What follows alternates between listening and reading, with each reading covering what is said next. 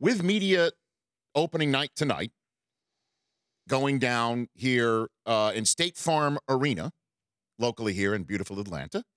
When that happens tonight, this is going to be the main storyline. We haven't yet.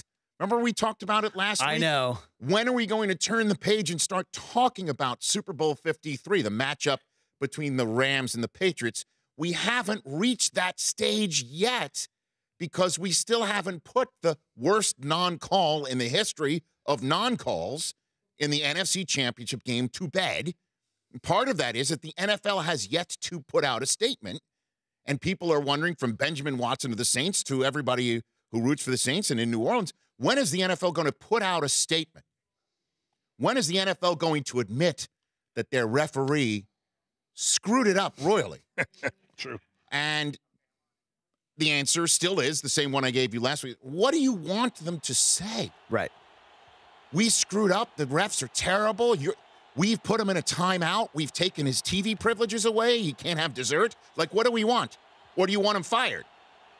And then Mike Pereira, the former head of NFL refs, who is the chief replay official, if you will, for Fox, replay analyst, rules analyst, said they're not going to fire the guy.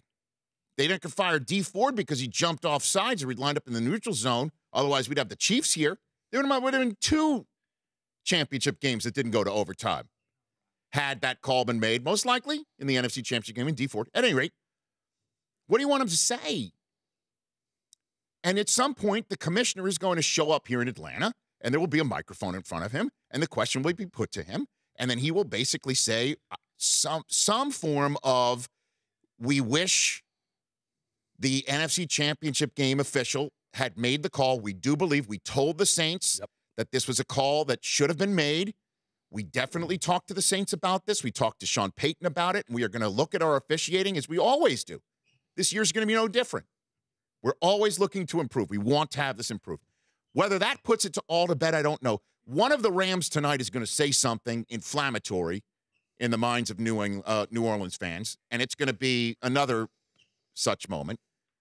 But for the day, right now, with the storylines otherwise being for Super Bowl 53 from Sean McVay saying Bill Belichick texts him from time to time. After almost every game this year. You know, they're BFFs. I don't know if there's an emoji going back and forth in these tweets, these texts. I doubt it. I heavily doubt that Belichick is an emoji guy. I was going to say, can you picture him being an emoji I don't think he's an LOL guy. I just think he's one of those guys who's like, hey, great game. Hit send on the text, and that's it. Also, another thing we're talking about is Brady still wearing the mantle of underdog. We're still here, which is absurd. This is my 16th Super Bowl. 16th Super Bowl I'm covering for the NFL Network, and Brady and the Patriots have been here for half of them. 8 of 16 Super Bowls I've covered for the NFL Network. Okay? So Brady is wearing the underdog mantle right now. That's what we're talking about. We're talking about Wade Phillips coming off the plane dressed like his dad. He was wearing Bum's hat and his coat. That's pretty neat. That was pretty great. Yeah, it was. No, but awesome. Those are all just kind of cutesy storylines. We're not there yet talking about the game because all we're talking about is the blown call and this story that there were 4 members of the officiating crew, an all-star crew. What that means is this crew didn't officiate together all year long. When the playoffs hit, it's a merit-based system. The best of the best go out and form a crew, and we assume because they're the best of the best, they're all going to mesh together. It's all going to be good chemistry on the field, just like any team needs quality chemistry to succeed on the field. Hoping that these refs will do that. Obviously didn't work out. Obviously, it was a total awful non-call. Get it? But the idea that it was a non-call and that the ref didn't throw the flag because he's from Lakewood, California, 25 miles from the LA Coliseum is nuts. It's positively crazy. And that the fact that the other side judge that was out there, the side judge is from Santa Barbara, which, by the way, is 100 miles from Los Angeles. Very far. Yeah, not okay. close. Not that close. The fact judge is from beautiful, lovely Mission Viejo, California, Also which is not 54 close. miles away from the Coliseum. It's Orange freaking County. And then the fact that Bill Vinovich is from Newport Beach, beautiful Newport Beach, which also Orange County, 45 miles away, and we're talking about he's from Orange County, California. This ref, who, by the way, the Rams tried to get off the crew before the game because they were 0-8 in games in which he's reffed for them. But now, oh my gosh, he's a Southern Californian. And the fact that anybody thinks that this led to a non-call means that you think these officials were cultivating this caper all day long, only to wait till 108 seconds were remaining on the clock to finally have their professionalism completely taken over by those good vibrations, dude. Suddenly the Beach Boys is humming in their head. That's right, I'm from Southern California. I need to see the worst non-call and not call it.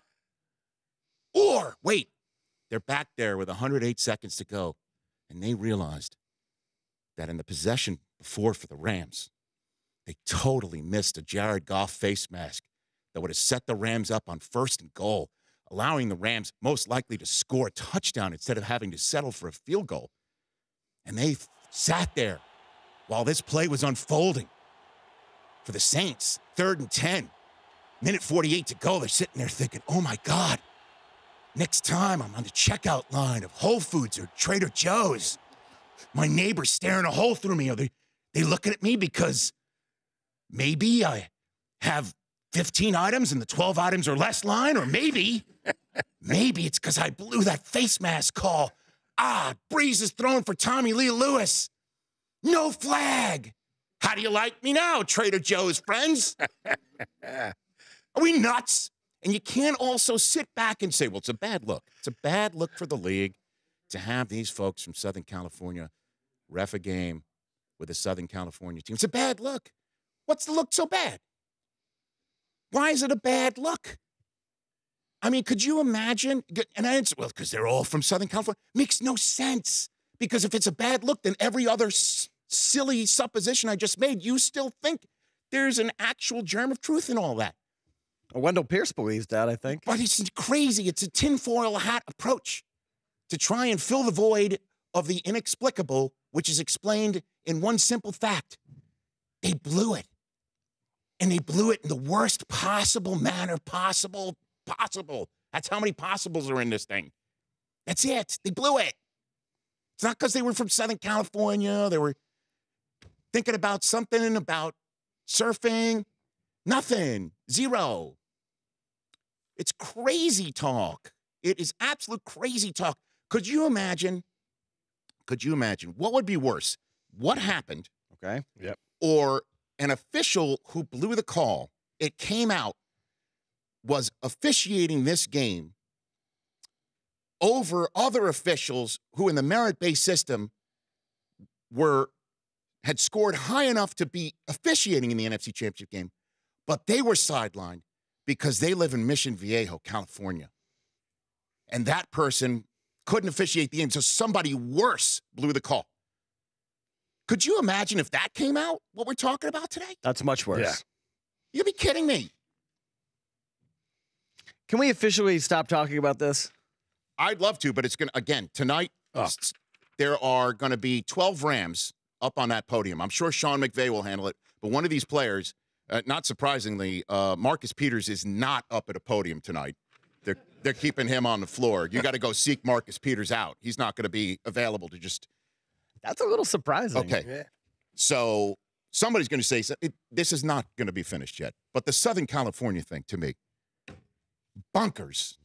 The Rich Eisen Show, weekdays at noon Eastern on Audience.